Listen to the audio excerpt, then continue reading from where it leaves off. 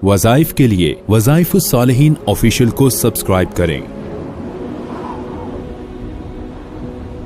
वज़ाइफुस सालिहीन official. नहमदुहु व नुसल्ली व नुसल्लिमु अला रसूलिहिल करीम, अम्मा बअदु फ़अऊज़ु बिल्लाहि मिनश शैतानिर रजीम, बिस्मिल्लाहिर रहमानिर रहीम। व अंज़िरिन नास यौम यअतीहिमुल अज़ाब फ़यक़ूलुल लज़ीना ज़लमू रब्बना अख़्ख़िरना इला अजलिन क़रीब नुजिब दअवतक व नत्तबि'ir रुसुल अवलम तकूनू अक़समतुम मिन क़ब्लु मा लकुम मिन ज़वाल। सदक़ल्लाहुल अज़ीम। ये आयात करीमा जो है उन लोगों के मुताल्लिक़ जो लोग दुनिया में अपनी मर्ज़ी की ज़िंदगी गुजार कर उखरवी ज़िंदगी को भुला कर चले जाते हैं, उनके मुताल्लिक़ है। जो अपने आप को बहुत दाव पेच का माहिर कहते हैं, चूँकि पिछली आयात में बड़े सख्त अल्फाज थे ज़ालिमों के लिए, धोखा फराड करने वालों के लिए। तो अब यहाँ अल्लाह तबारक व तआला ने जो आयात बयान फरमाई, इसमें मकर करने वालों के लिए जो तदबीरें करते हैं, प्लानिंग। बंदा परेशान होता है कि मेरे ख़िलाफ़ प्लानिंग हो रही है, चाहे वो माली नुकसान, जानी नुकसान या कोई भी नुकसान करने की, या मुझे जकड़ने की, जलील करने की, रुसवा करने की। चूँकि आजकल ये मीडिया का दौर है, लोग एकदम जो है ब्लैकमेल करते हैं, पर्दादरियाँ करते हैं, लोगों को बदनाम कर देते हैं। चाहे वो इंसान इस इंसान के ख़िलाफ़ प्लानिंग करने वाले एक है, दो है, 100 हैं। अच्छा, अब वो इंसान है या जिन है? जिन है यानी कोई आदमी जादू के ज़रिए आपके ख़िलाफ़ प्लानिंग कर रहा है, चाहे कोई आप पे जिन्नात छोड़ने की प्लानिंग कर रहा है, या आपको कोई रुसवा करने की, जलील करने की प्लानिंग कर रहा है, वो किसी भी तरीक़ा से, इंसान से या जिन से, तो अल्लाह ने इसके अंदर उससे बचने की तदबीर बताई है, तरीक़ा बताया है, गोया के आयत बताई है, वजीफ़ा बता दिया है। सरकार मदीना मोहम्मद करीम सल्लल्लाहु अलैहि वसल्लम पर अल्लाह ने इन आयात को उतारा, और आप सल्लल्लाहु अलैहि वसल्लम के ख़िलाफ़ प्लानिंग करने वाले दोनों थे, इंसान भी थे, जिन्नात भी थे। और इंसानों के मावन जिन्नात बन जाते थे। शैतान जो जिन्नों का सबसे बड़ा गुरु है, काना मिनल जिन्नी फफसक़ अन अम्रि रब्बी, वो जिन खुद शैतान जो था वो बेनफ्से नफीस इंसानी शक्ल में, आगे आएगा, पहले गुजर भी चुका है सूरत अनफाल के अंदर, तौबा के अंदर भी, कि वो इंसानी शक्ल में हजूर अलैहिस्सलाम के ख़िलाफ़ प्लानिंग करने के लिए ज़ाहिर होकर कुफ़ार को तदबीरें बताता था। तो आज तो वो आएगा क्या, आज उसके चेले काम कर रहे हैं, वो मिनल जिन्नति वन नास हैं। अब यहाँ अल्लाह ने उससे बचने की तदबीर क्या बताई है। अगर आप चाहते हैं कि आप इंसानों के वार से भी, इंसानों की प्लानिंग से भी, वो जो आपको नुकसान देने की तदबीरें कर रहे हैं, आपको पता भी हैं या नहीं पता, आप उन्हें जानते हैं या नहीं जानते, और ख़ास तौर पे ये मीडियाई दौर में, सोशल मीडिया के इस दौर में कोई भी आपको ख़राब कर सकता है। आपकी झूठी ऑडियो वीडियो एडिटिंग करके लोग रुसवा कर देते हैं। तो अब उनके लिए तो ये बेहतरीन आयत का सहारा है, चूँकि मक्का का मुशरिक हजूर अलैहिस्सलाम के खिलाफ यही प्लानिंग करता था, यहाँ तक कि कत्ल की तदबीरें की, तदबीर, प्लानिंग, मकर। अब यहाँ तक कि हजूर अलैहिस्सलाम को पागल कहा, मजनून, साहिर कहा, जादूगर हैं, और काजिब कहा, झूठे हैं, और आप अलैहिस्सलाम को काहिन कहा कि आप जो है सहर के जो है माहिर हैं। लेकिन अल्लाह ने हर प्लानिंग को उनके उल्ट किया। इससे भी उल्ट करेंगे अल्लाह, उनको खुद जकड़ लेंगे, वो खुद अपने नरगे में फंस जाएंगे।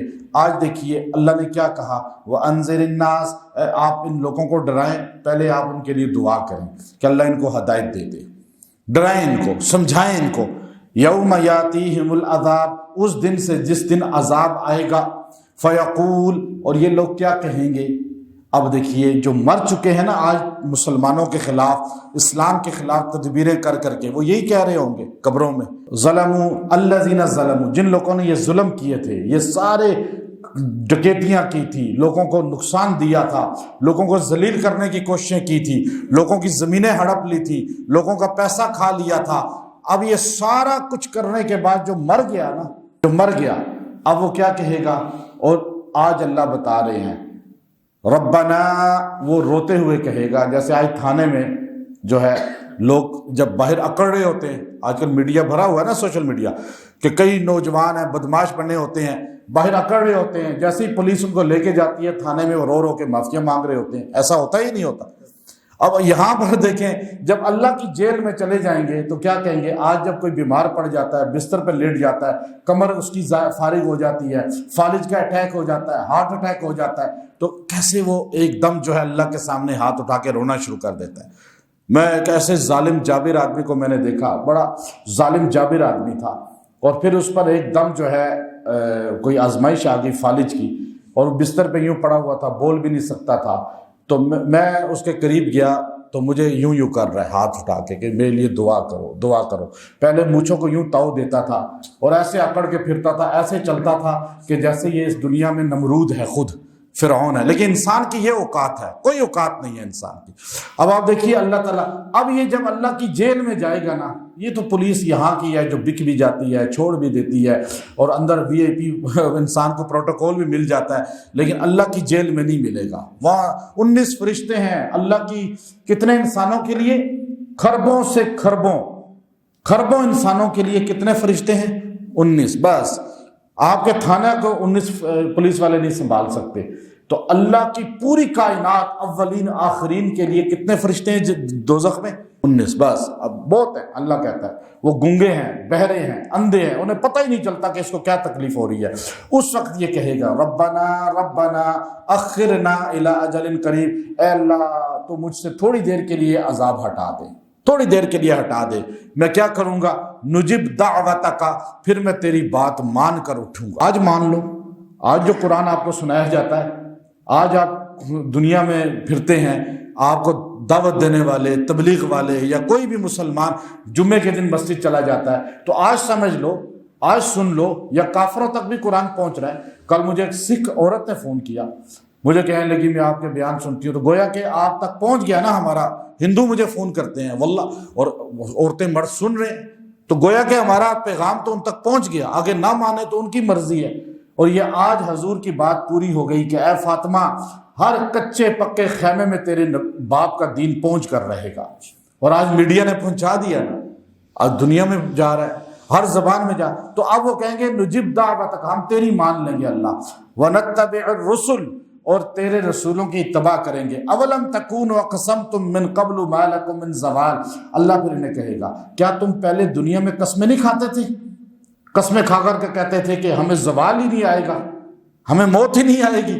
یوں اکڑتے تھے اور یوں مکے دکھاتے تھے، ہے نا میڈیا میں جابر لوگ مکے دکھا کے کہتے ہیں میں تمہارا یہ حال کر دوں گا، اور اقتدار کے نشے میں، طاقت کے نشے میں. لیکن آج وہ کدھر چلے گئے؟ قبروں میں اتر گئے. ہے کوئی ان کا؟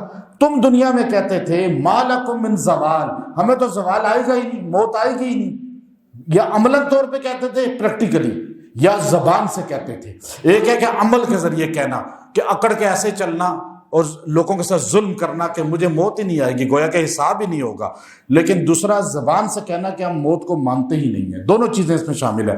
اللہ نے کہا اس سے بڑی بات دیکھو، وَسَكَنْتُمْ فِي مَسَاكِنِ الَّذِينَ ظَلَمُوا أَنفُسَهُمْ، اور تم بستے تھے، رہتے تھے DHA میں، بیریا ٹاؤن میں، تم کلفٹن میں، تم جو ہے بڑے عسکری میں، بڑے بڑی VIP سوسائٹی میں، E7 میں، F7 میں، F8 میں، یا نیو یارک میں، جہاں بھی تم بستے تھے، رہتے تھے، تو تم انہی لوگوں کی بستیوں میں رہتے تھے جن کو میں نے پہلے پکڑا، ان پہ میں نے عذاب لایا، اور وہ تمہارے سامنے سسک کے کس طرح بیمار ہو کر مرے، اور تم نے ان کا انجام بھی دیکھا، لیکن پھر بھی تم نے عبرت حاصل نہیں کی.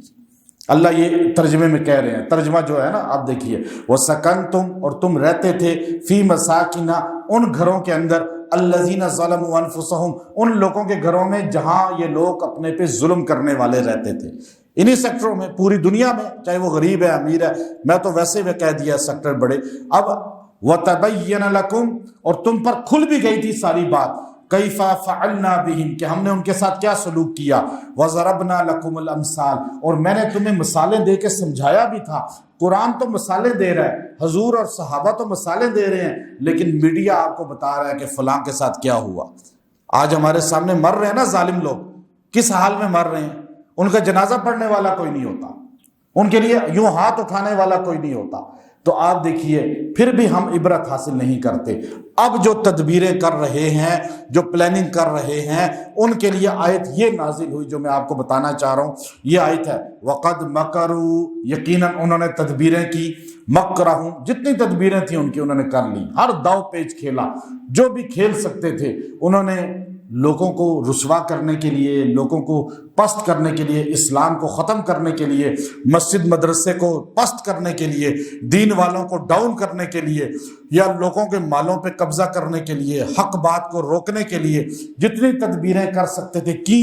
وَعِندَ اللَّهِ مَكْرُهُمْ مَكْرُهُمْ، لیکن ان کی ساری تدبیریں اللہ کے سامنے ہیں۔ وَإِنْ كَانَ مَكْرُهُمْ، اور ان کی تدبیریں ایسی تھی لِتَزُولَ مِنْهُ الْجِبَالُ، کہ پہاڑ جو ہے وہ جس طرح مضبوط ہے اس طرح ان کی تدبیریں بھی مضبوط تھی۔ اتنے جابر لوگ تھے آج دنیا میں جو اپنے آپ کو سپر طاقت کہتے ہیں، جو طاقت کا سرچشمہ اپنے آپ کو سمجھتے ہیں، ان کی تدبیریں کچھ چھوٹی ہیں، لیکن ان کی تدبیریں وہ پگڑی پہننے والے، جوتے پہن کر پہاڑوں پہ لڑنے والوں کے سامنے فیل ہوئی یا نہیں ہوئی؟